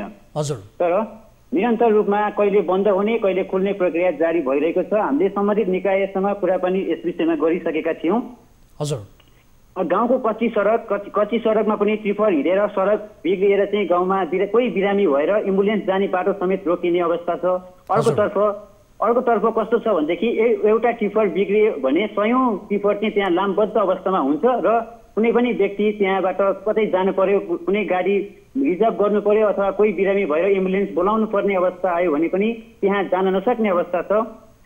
अर्कोतर्फ त्यहाँ आम्दानी हुने हजारौंको संख्यामा त्यहाँको आम्दानीको मुख्य स्रोत भनेको कृषिको मुख्य पेसाको रूपमा रहेको त्यहाँ खेतबारीमा के छ भनेदेखि खेतबारीको मुख्य मुहान क्षेत्रमा चाहिँ बालुवा खानी सञ्चालन भइरहँदा हजुर त्यहाँ रहेको बालुवाले भोलिको वर्षमा चाहिँ त्यस बालुवा खानी क्षेत्रबाट बगेर आएर खोलामा त्यो खेतमा चाहिँ बालुवा जम्ने र आम्दानी घट्ने पनि देखिरहेको छ भने अर्कातर्फ जुन बालुवा खानी सञ्चालन भइरहेको छ त्यस क्षेत्रमा चाहिँ तल बस्तीमा आउने खानेपानीको मुहान पनि रहेको छ। त्यो मुहान चाहिँ यसरी दिन प्रतिदिन बालुवा खानी सञ्चालन भइरहेको अवस्थामा भोलि मुहान सुकेर त्यस ठाउँमा चाहिँ पानीको हाहाकार हुने र पानीको समस्याको कारण नै त्यहाँको जनताहरूले बस्ती छोड्नुपर्ने अवस्था समेत आउन सक्छ सर। अब यसबारे तपाईँहरूले स्थानीय प्रशासनलाई पनि जानकारी गराइसक्नु भएको छ हैन त? हामीले गाउँपालिकामा समेत यसको विषयमा जानकारी गरिसकेका छौँ। त्यसपछि हामीले सिडिओमा समेत कुरा गर्दा सिडिओ साहबले के भन्नुभएको छ भनेदेखि हामीले स्थानीय तहमा उहाँहरूलाई यस विषयमा चाहिँ हामीले ठिक छ किरणजी एकैछिन होल्डमा रहनु होला। यति बेला हामीले जो बालुवा उद्योगका सञ्चालक हुनुहुन्छ दिलीप पौडेल उहाँलाई टेलिफोन सम्पर्क गरेका छौँ। पौडेल सर स्वागत छ यहाँलाई कार्यक्रममा। हजुर नमस्कार सर। हजुर अब तपाईँहरूले त विशेष गरी अवैध रूपमा उत्खनन गरिरहनु भएको छ भन्ने किसिमको आरोप यति बेला स्थानीयले लगाइरहेका छन्। धेरै गुनासो आयो, प्रत्यक्ष रूपमा हामीलाई स्थानीयले जोडेर यसबारे जानकारी गराइरहेका छन्। यति बेला स्थानीय पनि हामीसँग प्रत्यक्ष जोडिनु भएको छ। यसरी मापदण्ड विपरीत तपाईँहरू बालुवा चाहिँ उत्खनन किन गरिरहनु भएको छ सर? बालुवा उत्खनन भन्नुभयो कि मेरो गोरखकाल स्टुडेन्ट छ नि प्राली क्रसर हो मेरो। क्रसर उद्योगले तपाईँको क्रसर उद्योगले त्यहाँ बालुवा उत्खनन गरिरहेको छ भन्ने जानकारी यति बेला स्थानीयले गराइरहेका छन्, यो आरोप लगाइरहेका छन् सर। त्यो चाहिँ हामीले जुन गाउँपालिकाले छ नि सर हजुर आइ गरेको खोलाहरूमा लेबरले झिकेर ल्याएर प्रशोधन गर्ने उद्योग हो हाम्रो, बुझ्नुभयो नि? हजुर हामीले चाहिँ त्यो अवैध रूपमा उत्खनन गरेका छैनौँ होइन। तर यो स्थानीयले बताइरहेका छन् तपाईँहरूले अवैध रूपमा त्यहाँ उत्खनन गरिरहनु भएको छ, त्यहाँ खानेपानीको मुहान छ, त्यो मुहान समेत मासिने यति बेला खतरा बढेको छ भन्दै स्थानीयहरूको बस्ती नै विस्थापित हुने हो कि भन्ने किसिमको चिन्ता यति बेला रहेको छ। होइन ठिक छ सर, त्यो त अब हजुरहरू वास्तविक रूपमा चाहिँ फिल्डमै आएर हेर्दा नि थाहा हुन्छ होइन। हजुर अब फिल्ड भिजिट आउनु होला, अब त्यहाँनिर कुन चाहिँ समस्या परेको छ, खानेपानीलाई कहाँ के समस्या परेको छ त्यो त फिल्डमै आइ थाहा हुन्छ। स्थानीयको प्रत्यक्ष गुनासो हामी तपाईँलाई सुनाउँछौँ। दिलीप सर एकैछिन होल्डमा रहनु होला। स्थानीय किरणजी सुन्दै हुनुहुन्छ? हजुर हामीले सञ्चालक दिलीप पौडेलज्यूलाई प्रत्यक्ष रूपमा जोडेका छौँ। तपाईँ आफ्नो प्रत्यक्ष गुनासो उहाँलाई राख्नुहोस् त, के समस्या हो त्यहाँ, त्यो अवैध रूपमा चलिरहेको उत्खनन भइरहेको जुन उत्खनन छ त्यो उत्खननले के कस्तो किसिमको समस्या बेहोर्नु परिरहेको छ यसबारे समग्रमा बताउनुहोस् त। दिलीप सर नमस्कार। नमस्कार हजुर। खासमा भन्नुपर्दा सर हजुरले कुनै पनि समस्या छैन भन्नुभयो। नम्बर 1 समस्या भनेको त्यहाँ टिपर गुडिरहँदा त्यहाँ बाटोको अवस्था कस्तो बिग्रिरहेको छ भन्ने कुरा तपाईँले रिपोर्टको फोटोमा पनि देख्नुहुन्छ र तपाईँ त्यहाँ हजुरले कहाँनिर कुन ठाउँको कुरा गर्नुभयो पहिला प्रश्न हेरिदिनु हजुर। यो सर मोलडोङको अवस्था, मोलडोङदेखि क्रसरसम्मको अवस्थाको सडकको अवस्था नाजुक नै छ सर। अहिले जुन छ नि मोलडोङबाट बालुवा मैले हाम्रो क्रसरले उत्खनन गरेर ल्याइरहेको छु होइन सर, मैले यो समग्र रूपमा क्रसरको भन्नुपर्दा नि बालुवा खानी सञ्चालन भइरहँदाको कुरा गरिरहेको छ सर। कसले गरेको छ कसले गरेको छैन त्यो सम्बन्धित निकायले हेर्ने कुरा हो। म एक स्थानीय भएको नाताले जब कि यहाँको म व्यवसायी हो होइन। जस्तो थाक्रे गाउँपालिकाको क्रसर दर्ता गरेर 2067 सालमा क्रसर दर्ता गरेर सञ्चालनमा आइरहेको म व्यवसायी हो होइन। जबकि त्यो बेलादेखिको दर्ता भएर अनि 70 सालमा चाहिँ एउटा चाहिँ नेपाल सरकारको छुट्टै खाले मापदण्ड आयो, त्यो मापदण्ड म्याच भएन भन्ने कुरा हो। अब यो विषयमा तपाईँको राष्ट्रिय स्तरमै कुरा भइरहेको होइन। जब हामीलाई चाहिँ कोही बेला बन्द हुने असार मसान्तसम्म टाइम थपेको छ मन्त्री परिषदले, त्यो अनुसारले हामी चलिरहेका छौँ। हामीले गाउँपालिकाको रोयल्टी तिरेका छौँ। अनि अहिले तपाईँहरूले सञ्चालकजी दिलीपजी सुन्दै हुनुहुन्छ मलाई? हजुर। अहिले तपाईँहरूले कुन ठाउँबाट त्यहाँ बालुवा उत्खनन गरिरहनु भएको छ, सँगसँगै ढुङ्गा गिट्टी बालुवा लगायतका यस किसिमका सामग्रीहरू कहाँबाट तपाईँहरूले ल्याइरहनु भएको छ? हामीले गाउँपालिकाले 11 करोड 21 लाखको ठेक्का लगाएको छ। हजुर बुझ्नुभयो नि? हजुर। त्यो ठेक्का लगाए बापत गाउँपालिकाले यो आग्रा खोला, महेश खोला, कोल्पु खोला विभिन्न ठाउँ तोकेको छ। त्यो ठाउँबाट चाहिँ मेन्युअली होइन, मेन्युअली तपाईँको चाहिँ त्यो खोलाको चाहिँ ट्र्याक्टरहरूले ढुवानी गर्छन् र हाम्रो क्रसरमा ल्याउँछन्, हामी प्रशोधन गरेर बेच्छौँ। हजुर। त्यो स्थितिले हामीले क्रसर चलाइरहेको छौँ होइन। हजुर। अब त्योभन्दा फर्दर कुरामा गएको भएदेखि त फिल्डमै आएर हेर्नु पर्यो सर। एउटा व्यक्तिले चाहिँ उजुरी गरे भएर तपाईँ राष्ट्रिय मिडियामा बजाइदिनु भएन होइन सर। उहाँले मात्र होइन धेरैले गुनासो गरेका छन् सर। सर तपाईँलाई स्पष्ट पार्नका लागि दिलीपजी सुन्नु होला, दिलीपजी तपाईँमाथि एकपल्ट मलाई मेरो कुरा पनि सुन्नु होला। एकहोरो तरिकाले हामी समाचार सम्प्रेषण गर्ने भए तपाईलाई प्रत्यक्ष टेलिफोन सम्पर्कमा जोड्ने थिएनौँ सर, तपाईलाई जोड्ने थिएनौँ।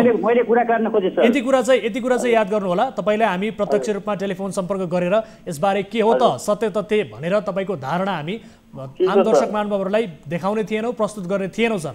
एकहोरो गर्ने तपाईले जुन आरोप लगाइरहनु भएको छ तपाईसँग बुझ्न खोजेको यसबाहेक धेरै छ, फेरि यस्तो धेरै छ सर, धेरै क्रसर उद्योगका सञ्चालकहरूको नाम आएको छ सर है, उहाँहरूलाई पनि हामी सोध्नेछौँ। तपाईँ कुन कम्पनीको पनि नाम आएको हुनाले स्थानीयले तपाईँको नामसहित उजुरी गरेको भए हुनाले यति बेला तपाईँसँग बुझेका हौँ सर। किरणजी सुन्दै हुनुहुन्छ? किरणजी केही बताउन खोज्दै हुनुहुन्छ? एकैपल्ट हाम्रो दिलीप सरले भन्नुभयो हामीलाई कुनै पनि व्यवसायीसँग कुनै पनि दुश्मनी छैन सर, होइन सर? हजुर हजुर हजुर। हामीले भन्नु खोजे हामीले सम्बन्धित कुरा यो उठाएको कुरा चाहिँ बालुवा खानी जुन बालुवा खड्कदेखि लिएर ढाँडे खेतदेखि लिएर त्यो त्यहाँ वरिपरि जुन सञ्चालन भइरहेको बालुवा खानी छ त्यसले चाहिँ भविष्यमा हामीले आम्दानीको स्रोत भनेको कृषि हो र कृषिको रूपमा रहेको त्यो खेत चाहिँ हाम्रो भोलिको दिनमा मरुभूमि हुने अवस्थामा छ, नम्बर 1। हजुर हजुर हजुर। नम्बर 2, तपाईँ लगायतका टिमहरूले अन्य को त्यहाँ संलग्न हुनुहुन्छ उहाँहरूले त्यहाँ बालुवा खानी सञ्चालन भइरहेको अवस्था अहिले पनि तपाईँले देखिरहनु भएको छ। त्यसले गर्दा त्यहाँ नाचिरहेको जुन डाँडा गाउँ वरिपरि रहेको बालुवा खानी छ त्यो वरिपरि चाहिँ त्यहाँ तलतिरको बस्तीमा खानेपानी ल्याइरहेको अवस्था छ। खानेपानीको मुहान भोलिको दिनमा सुक्ने अवस्था हुने हो कि भनेर हामीलाई डर छ। अर्को नम्बर 3 कुरा के छ भनेदेखि हाम्रो जुन अहिले हामी हिँडिरहने बाटो, जुन हामी बजार आउनको लागि हिँडिरहने बाटो आउनको लागि बाइकदेखि लिएर कुनै पनि गाडीमा आउनको लागि धेरै समस्या छ। टिपर हिँडिरहँदा बाइक एकातर्फ धुलो, अर्कोतर्फ बाटो बिग्रिएर बाइक लड्ने अवस्था। त्यसपछि अर्को भनेको हामीले त्यो बाटो खनेको भनेको के को लागि भनेदेखि त्यहाँको स्थानीय लगायत हामीले त्यहाँ बाटो चाहिँ कुनै पनि समयमा बिरामी हुन सक्छन्। बिरामी हुँदाखेरि चाहिँ एम्बुलेन्स चढेर हिँड्ने बाटो चाहियो। हामीले सम्बन्धित निकायसँग पनि यही कुरा उठायौँ। हामीले हाम्रो माग के हो भनेदेखि गाउँबाट बजारसम्म आउनको लागि त्यो बाटो राम्रोसँग हिँडडुल गर्न सकियोस् र हामी कुनै पनि बिरामी हुँदाखेरि एम्बुलेन्स राम्रोसँग हिँड्ने बाटो होस् भनेर हाम्रो सम्बन्धित निकायसँग माग यही हो। एकदम तपाईँको स्थानीयको गुनासो त एकदम स्वाभाविक हो होइन सर। अब व्यवसायीले काम गर्दा पनि वैकल्पिक बाटो हुन्छ के हुन्छ त्यसलाई व्यवस्थित बनाएर काम गर्नु पर्यो। जुन स्थानीयलाई गर्ने हिसाबले काम गर्नु भएन। अब जस्तो पानी सुक्ने अन्य सुक्ने समस्या अरू समस्याहरू छ चाहिँ त्यो भूगर्भविदहरूले हेर्छन्, रिपोर्ट बनाउँछन्। त्यो बेलामा चाहिँ समस्या के हो, त्यो बेलामा यो ठाउँमा खन्न हुने कि नहुने त्यो निकायले हेर्छ होइन सर। जस्तो अहिले बाटोकै समस्या हजुरले भन्ने कुरा चाहिँ त्यो ठिक हो, त्यसलाई चाहिँ व्यवसायीले वैकल्पिक रूपमा चाहिँ गरेर चाहिँ सञ्चालन गर्न सक्छ। व्यवसायीले सञ्चालन गर्छन् अथवा त्यो गाउँपालिकाले व्यवस्थापन गरिदिने हो कि वडाले व्यवस्थापन गरिदिने त्यो व्यवस्था गर्नु पर्यो होइन। व्यवसायीले एउटा लिमिटेड ट्याक्स तिरे हुन्छ। अब त्यसलाई चाहिँ व्यवसायीले वैकल्पिक बनाउने हो कि अथवा स्थानीय सरकार अथवा गाउँपालिका अन्यले व्यवस्थित बनाउनु पर्यो। त्यो दुई पक्ष बसेर समझदारीमा हुने कुरा भयो होइन सर। त्यसमा होला अब टिपरहरू चलिसकेपछि बाटो बिग्रिन्छ, त्यो जायज कुरा हो होइन सर। अब त्यसको लागि कसरी व्यवस्थापन गर्ने भन्ने कुरातिर नि जानुपर्छ। एक आपसमा स्थानीय र व्यवसायी अनि स्थानीय सरकार मिलेर जानुपर्छ। अन्य कुराहरू भने जस्तो उत्खननको कुराहरू अन्य विषय कुराहरू भने चाहिँ दिलीप सर यो एकपटक सुन्नु होला। यो आरोप मात्र होइन, दृश्यमा पनि हामीले देखाइ नै रहेका छौँ। त्यहाँको दृश्य कस्तो छ यसबाट पनि धेरै प्रश्न हुन्छ। तपाईँहरूले त्यहाँ जहाँ तपाईँहरूले उत्खनन गरिरहनु भएको छ त्यहीबाट तपाईँहरूले करोडौँ रकम कमाउनुहुन्छ, तर स्थानीयको बाटोसँग रिलेटेड गुनासो छ, सँगसँगै अन्य धेरै गुनासो वातावरणीय कुराहरूमा पनि गुनासो छ भने त्यसलाई सम्बोधन गर्ने दायित्व त तपाईँहरूको पनि रहला नि सर। किनभने तपाईँहरूले त्यही क्षेत्रलाई उत्खनन गर्नुभएको छ, त्यही क्षेत्रलाई उत्खनन गरेर तपाईँहरूले करोडौँ रकम कमाउनु भएको छ भने तपाईँहरूको आफ्नो दायित्व पनि रहला नि। स्थानीयको गुनासो बाटोसँग अब त करोडौँ रकम कमाउने त एउटा ट्याक्स तिरेर कमाउने कुराहरू ठिक छ, त्यो त ठिक छ, तर तपाईँहरूको कम्पनीको दायित्व पनि रहला नि सर, कि रहँदैन? कम्पनी सामाजिक उत्तरदायित्व हुन्छ सर, मैले हुँदैन भनेको छैन होइन। अब त्यहाँ व्यवसाय गर्नेले जहाँसम्म लाग्छ है सर, मैले बुझेअनुसार व्यवसाय गर्नेले बाटो बनाएर सर यो सामान्य उत्तरदायित्व मात्र होइन सर, यो त तपाईँहरूले सोच्नै पर्छ। यदि तपाईँहरूको कारणले गर्दाखेरि त्यहाँ स्थानीयमा प्रभाव परिरहेको छ, स्थानीयहरूलाई असर गरिरहेको छ भने तपाईँहरूले त्यसबारे गम्भीर रूपमा सोच्नुपर्छ सर। एकदम सोच्नुपर्छ। व्यवसायीले यो चाहिँ स्थानीयलाई असर गरेर काम गर्नुपर्छ भन्ने मेरो पनि मान्यता छैन सर। म पनि एउटा तर हेर्नुहोस् त स्थानीयले यति धेरै गुनासो गरिरहेका छन्, बाटोको गुनासो गरेका छन्, मुहान सुक्ने गुनासो गरेका छन्, वातावरणलाई लिएर यति धेरै गुनासो गरेका छन् सर। सुन्छन् सर त्यो विषयमा उहाँहरूको सम्बोधन हुन्छ या गाउँ सरकार र गाउँपालिकामा आएर गुनासो राख्नु भयो भने त्यो सम्बोधन हुन्छ सर। यति मात्र होइन दिलीप सर, एकैछिन सुन्नु होला।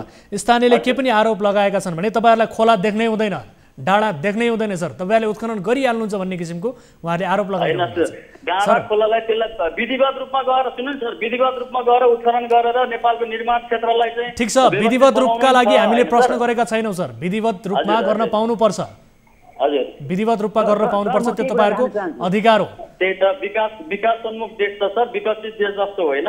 अब विकासोन्मुख देशमा विकास निर्माण गर्नु परेको छ। तर जहाँ उत्खनन गरिरहनु भएको छ सर त्यहाँ बस्ती छ, कसरी व्यवस्थित गरेर उत्खनन गर्ने भन्ने विषयको चिन्ताको विषय हो सर होइन। व्यवस्थित बनाएर उत्खनन गरेर चाहिँ त्यसलाई चाहिँ खानी विभागमा दर्ता प्रक्रियाहरू व्यवस्थित कसले गरिदिन्छ त सर? तपाईँहरूले नसोचिदिए कसले व्यवस्थित गरिदिन्छ? स्थानीयको यति धेरै प्रश्न छ, हेर्नुहोस् त, बस्ती छ त्यहाँ, बस्ती विस्थापित हुने हो कि भन्ने चिन्ता छ सर। त्यो ठाउँमा हुन्छ कि हुँदैन डिसिजन चाहिँ तपाईँ खानी विभाग होला, स्थानीय सरकार होला, प्रदेश सरकार होला, उनीहरूले चाहिँ यो ठाउँ ठिक छ कि छैन भनेर चाहिँ निर्णय गर्छन् होला नि त त्यसलाई। तपाईँहरूको कुनै उत्तरदायित्व रहन्न? हाम्रो त सामाजिक उत्तरदायित्व रहन्छ सर। त्यो जुन बाटो भन्नुभयो नि उहाँले, एम्बुलेन्स जाँदैन, यसरी व्यावसायिक टिपर गुडेर चाहिँ समस्या छ भन्ने विषयलाई त्यो हाम्रो पूर्ण रूपमा उत्तरदायित्व रहन्छ सर। तर जसले सोच्नुपर्ने हो ती सम्बन्धित निकायको संरक्षण पनि तपाईँहरूलाई रहेको छ भन्ने यति बेला स्थानीयको आरोप छ। एकदम छ सर, हामी व्यवसायमा तपाईँहरूको संरक्षण, राजनीतिक संरक्षण तपाईँहरूले पाउनु भएको छ, त्यसकारणले यसरी निर्वाध रूपमा गरिरहनु भएको छ। स्थानीयमा पारेको प्रभावलाई तपाईँहरूले बेवास्ता गरिरहनु भएको छ, ध्यानै दिइरहनु भएको छैन भन्ने किसिमको स्थानीयको गुनासो छ नि सर। भएकै त तपाईँहरू राजनीतिक संरक्षण गर्नुहुन्छ। व्यवसाय भने त दीर्घकालीन रूपमा गर्नुपर्छ, गरिरहेका छौँ। सामाजिक उत्तरदायित्व स्थानीयको प्रभावलाई व्यवस्था गरिकन सञ्चालन गर्नु हुँदैन भन्ने मान्यतामा हो सर। मान्यता मात्रै लिने हो कि तपाईँहरूले त्यो व्यवहार त कार्यान्वयन पनि गर्ने हो सर? हेर्नुहोस् त, यति धेरै बाटोको अवस्था हेर्नु भएको छ तपाईँले। आज तपाईँले जानकारी गराउनु सर, एउटा ट्रिपर रोकियो भने त्यहाँ ट्रिपरको लस्कर लाग्छ सर। स्थानीयहरू आवत जावत गर्न पाउँदैनन् सर, एम्बुलेन्स ओहोरदोहोर हुन पाउँदैन सर। गरिरहेका छौँ, अब भोलिका दिनमा पनि गर्छौँ होइन सर। सामाजिक उत्तरदायित्व हामी वहन गर्छौँ नै, त्यसलाई कुनै उसको विषय होइन। जस्तो हामीलाई सर व्यवहारमा कार्यान्वयनमा देखिनु भयो सर, कार्यान्वयनमा देखिनु पर्यो सर। तपाईँले लगातार त्यहाँ उत्खनन गरिरहनु भएको छ, आम्दानी गरिरहनु भएको छ, विधिवत रूपमै गरिरहनु भएको होला, आफ्नो ठाउँमा छ सर। तर सामाजिक उत्तरदायित्व जुन भन्नुभयो नि सर, त्यो कुराले तपाईँले व्यवहार तह कार्यान्वयन गर्नु पर्यो सर। एकदम सर, त्यसको लागि गर्छु पनि, गरिरहेको छु, अब पनि गर्छु। सुन्दै हुनुहुन्छ यति बेला किरणजी हाम्रो लाइनमा हुनुहुन्छ? किरणजी सुन्दै हुनुहुन्छ? हजुर सर, म सुन्दैछु। मेरो हाम्रो यो स्थानीयको वासीहरूको भनाइ चाहिँ एउटा कुनै पनि व्यवसायी त्यहाँ धेरैजना हुनुहुन्छ, एकजना दिलीप पौडेल सर मात्र हुनुहुन्न होइन सर। हाम्रो माग भनेको चाहिँ स्थानीय जुन निकाय छ, स्थानीय निकाय यत्रो यो गाउँमा यति तहल्का हुँदा समेत किन चुप लाएर बसिरहेको छ? म स्थानीय निकायसँग प्रश्न गर्न चाहन्छु कि बालुवाखानी अवैध रूपमा बालुवाखानी एक व्यक्तिले होइन, त्यहाँ धेरै व्यक्तिले गरिरहनु भएको छ कि स्थानीय निकाय चुप लाएर किन बसिरहेको छ? कि स्थानीय निकायको प्रमुख व्यक्तिहरू पनि यसमा संलग्न छ त? मेरो माग यही नै हो सर, हाम्रो माग यही नै हो। दिलीपजी सुन्दै हुनुहुन्छ? दर्शकहरू, दिलीपजी यति बेला जानुभएको छ। ठिक छ किरणजी, हामी तपाईँको प्रश्नको प्रतिनिधित्व गर्दै यति बेला स्थानीय निकायका पदाधिकारीहरूलाई पनि टेलिफोन सम्पर्क गर्ने कोसिस गरिरहेका छौँ। उहाँहरूलाई पनि हामी सोध्छौँ यसरी अवैध रूपमा हुने उत्खननलाई रोक्नका लागि कहाँ केले रोकेको हो स्थानीय सरकारलाई, स्थानीय प्रशासनलाई, सँगसँगै यहाँहरूले जुन किसिमको प्रश्न राख्नु भएको छ यसबाट के पनि प्रश्न हुन्छ भने कहीँ कतै ती राजनैतिक संरक्षणमा त्यसरी चलिरहेका त छैनन् भन्ने किसिमको शङ्का उपशङ्का पनि रहन्छ। तपाईँ लगायत अन्य स्थानीयले यस किसिमका प्रश्नहरू पनि गर्नुभएको छ। हामी कोसिस गरिरहेका छौँ यति बेला थाक्रे गाउँपालिकाका अध्यक्ष रामकुमार आचार्यलाई टेलिफोन सम्पर्क गर्ने र सँगसँगै हामी आन्तरिक मामिला मन्त्री जो कानुन मन्त्री हुनुहुन्छ शालिग्राम जमकट्यल, उहाँसँग पनि हामी यस विषयलाई लिएर कुराकानी गर्ने कोसिस गरिरहेका छौँ। किरणजी सुन्दै हुनुहुन्छ? हजुर सर, सुन्दैछु। अब यसरी उहाँहरू त मान्न तयार हुनुहुन्न। दिलीपजीलाई हामीले सम्पर्क गरेका थियौँ, तपाईँले पनि जवाब सुन्नुभयो। उहाँहरू त एकदमै बकैदा विधिवत रूपमै उत्खनन गरिरहेका छौँ भनेर भन्नुहुन्छ। तपाईँहरूले त्यस्तो पाउनु भएको छ त? स्थानीय पालिकाका निकायको किन चाहिँ ध्यान जान नसकेको हो? कहीँ कतै उहाँहरूको सेटिङ हो कि के हो, कस्तो हो, यसबारे केही जानकारी राख्ने मौका पाउनु भएको छ यहाँले? हामीले सर, हामीले कुरा गर्दा प्रत्यक्ष रूपमा मैले हाम्रो थाक्रे गाउँपालिका वडा नम्बर 3 का अध्यक्ष अमित घले सरसँग पनि कुरा गर्न खोजेको थिएँ। हजुर, उहाँले हाम्रो माग कुनै पनि हालतमा सुन्नै चाहनुहुन्न। उहाँ मै हुँ भन्ने पाराको व्यक्ति हुनुहुन्छ, त्यो तपाईँहरू पनि फिल्डमा गएर थाहा पाउनुहुन्छ। उहाँ हाम्रो स्थानीयको कुनै पनि व्यक्ति कुरा सुन्नुहुन्न। मैले अनि त्यसपछि गाउँपालिकाका अध्यक्ष सरसँग पनि मैले कुरा गरेको थिएँ, हामीले स्थानीय निकायबाट। उहाँले भन्नुभएको छ कि कुनै पनि त्यो बालुवा खानी कुनै पनि हालतमा गाउँपालिकामा दर्ता छैन भनेर भनिरहनु भएको छ। र हाम्रो माग भनेको कुनै पनि व्यवसायीसँग हामीसँग हाम्रो कुनै पनि दुश्मनी होइन। हाम्रो माग यति हो कि स्थानीय निकायले किन यति हुँदा पनि रोक्न सकेन कि गाउँमा कोही पनि बिरामी हुँदा एम्बुलेन्स पनि हिँड्न नसक्ने बाटो चाहिँ हुने, त्यसपछि व्यवसायीहरूलाई टिपर गुड्न चाहिँ किन दिने? हाम्रो माग यति हो। यदि हाम्रो माग यति छ कि उनीहरूले यदि दर्ता गरून् के गरून्, उनीहरूले व्यवसायहरूले सञ्चालन गर्न पाउनुहुन्छ, तर उनीहरूले वैकल्पिक बाटो प्रयोग गर्नुहोस्, उहाँहरूलाई हामीले त्यति माग गरिरहेको छौँ। यदि हामी हिँडिरहने बाटो, हामी बिरामी हुँदा एम्बुलेन्स राम्रोसँग हिँड्ने बाटो होस्, कुनै पनि हामी हिँडिरहने बाटो चाहिँ कुनै व्यावसायिक हिसाबले उनीहरूको हितको लागि चाहिँ हामी दुःख पाइरहन नपरोस् भनेर हामीले माग। तपाईँहरूको माग एकदमै जायज छ र सँगसँगै हामी स्थानीय पालिकाका जनप्रतिनिधिहरूसँग पनि टेलिफोन सम्पर्क गर्ने कोसिसमा छौँ, यद्यपि उहाँहरूसँग टेलिफोन सम्पर्क हुन सकिरहेको छैन। मलाई जानकारी प्राप्त भएअनुसार यसअघि पनि त्यहाँ रोकिएको थियो कि निरन्तर रूपमा निर्बाध रूपमा यसरी चलिरहेको छ? के छ, स्थानीय प्रशासनले स्थानीय सरकारले कहिले पनि रोक्ने प्रयास गरेन? केही समय यो जुन लकडाउनको कारणले रोकिएको भन्ने हामीले थाहा पाए बमोजिम त्यो रोकिएको थियो सर केही समय। हजुर, त्यसपछि सञ्चालन भइरहँदा गृह मन्त्रालयबाट यो बालुवा खानीहरू सञ्चालन गर्न नदिने भन्ने कुरा चाहिँ जुन थाहा भएपछि केही समय बन्द भएको थियो। हजुर, त्यसपछि फेरि पुनः रूपमा सञ्चालन भएपछि हामीले सम्बन्धित निकायहरूसँग कुरा गर्न खोज्यौँ। हामीले सिडिओ साहबसँग पनि कुरा गरेका थियौँ यस विषयमा। हजुर, सिडिओ साहबसँग कुरा गर्दा उहाँले के भन्नुभयो भनेदेखि यस विषयमा धेरै कुरा आइसकेको र हामीले चाहिँ स्थानीय निकायलाई जिम्मेवारी दिएको भन्ने कुरा जुन भन्नुभयो। हजुर, त्यसपछि हामीले स्थानीय निकायसँग कुरा जुन सिडिओ साहबले भनिसक्नु भएपछि चाहिँ हामीले वडा कार्यालयसँग सम्पर्क गर्न खोज्यौँ। हजुर, जुन हामीले स्थानीय सबैजनाले जुन हाम्रो बुझाइमा चाहिँ वडा कार्यालयको वडा अध्यक्षको दाजुहरू को पनि संलग्न हुनुहुन्छ यस विषयमा भन्ने जानकारी प्राप्त भएको छ। हजुर, ठिक छ, हामीले सम्बन्धित निकायका व्यक्तिहरूसँग कुराकानी गर्ने कोसिस गऱ्यौँ, यद्यपि सफल हुन सकेन र यस विषयलाई आगामी कार्यक्रममा पुनः पनि फलो गर्नेछौँ। हामी निकै गम्भीर विषय रहेको छ, हामीले निरन्तर रूपमा यसका विरुद्ध बोल्दै आएका छौँ। आगामी कार्यक्रममा पनि यो विषयलाई फलो गर्नेछौँ भन्दै तपाईँलाई समय र जानकारीका लागि धेरै धेरै धन्यवाद दिन चाहन्छौँ। यस विषयमा चाहिँ गम्भीर रूपमा हामीले सर यस न्युज 24बाट ध्यानाकर्षण पनि गराएका छौँ। त्यहाँ सबै यस विषयमा सबै बोल्ने जुन व्यक्तिहरू हुँदाहुँदै पनि डर र धम्कीको कारण बोल्न सकिरहेका छैनन्, त्यसको प्रतिनिधित्व गर्दै म स्वयं बोलिरहेको छु सर। हैन, हस्, यहाँलाई धन्यवाद जानकारीका लागि र आगामी दिनमा यहाँसँग फेरि पनि कुराकानी गर्नेछौँ र यस विषयको सत्य तथ्य बाहिर ल्याउने कोसिस गर्नेछौँ। आज हामीले धेरै सम्बन्धित निकायका व्यक्तिहरूलाई टेलिफोन सम्पर्क गर्ने कोसिस गऱ्यौँ, तर उहाँहरूसँग सम्पर्क हुन सकेन र जसका कारणले यसबारे सत्य तथ्य धेरै बाहिर आउन सकेको स्थिति छैन। यसको उत्खनन हामी आगामी कार्यक्रममा पक्कै पनि गर्नेछौँ। यसरी अवैध रूपमा भइरहेको उत्खननको थप सत्य तथ्य उत्खनन आगामी कार्यक्रममा हुनेछ। यो अत्यन्त ठुलो विडम्बनाको विषय छ, जति गरे पनि यो क्षेत्रमा निर्बाध रूपमा यसरी अवैध रूपमा मापदण्ड विपरीत सञ्चालन भइरहेका क्रसर उद्योगहरूका जति समाचार सम्प्रेषण गरे पनि, जति धेरै प्रेसर दिए पनि र सँगसँगै गृह मन्त्रालयले परिपत्र गरेको छ, यो परिपत्र दिँदा समेत यसरी बन्द गर्ने निर्देशन दिँदा समेत केही समयका लागि बन्द भए र त्यस पछाडि पुनः यसरी निरन्तर रूपमा निर्बाध रूपमा अवैध रूपमा प्राकृतिक सम्पत्तिमाथि दोहन हुने क्रम जारी छ र मुलुकका केही जिल्लामा सञ्चालित यस्तै अवैध क्रसर उद्योगहरूमाथि निगरानी बढाएर कारबाही गर्न खोज्दा प्रमुख जिल्ला अधिकारी अर्थात् सिडिओ नै सरुवा भएका थुप्रै किसिमका दृष्टान्तहरू छन्। यो क्षेत्रमाथि यति धेरै चलखेल हुने गरेको छ। आगामी कार्यक्रममा यो विषयलाई हामी प्राथमिकताका साथ फलो गर्नेछौँ भन्दै आजका लागि कार्यक्रमको निर्धारित समय सकिएको छ। दर्शकहरू कुनै आपद विपदमा पर्नु भएको छ, कुनै जिज्ञासा कुनै जानकारीहरू छ भने तपाईँले हामीलाई गराउन सक्नुहुन्छ। टोल फ्री नम्बर 1660 011 2424, एनसेल नम्बर 98 015 7 2424 र भाइबर नम्बर 98 84 011 037 मा 24 घण्टा तपाईँले हामीलाई सम्पर्क गर्न सक्नुहुन्छ भन्दै आजका लागि कार्यक्रम कल 24बाट बिदा हुन्छौँ। हामी निरन्तर न्युजमा छौँ। नमस्ते।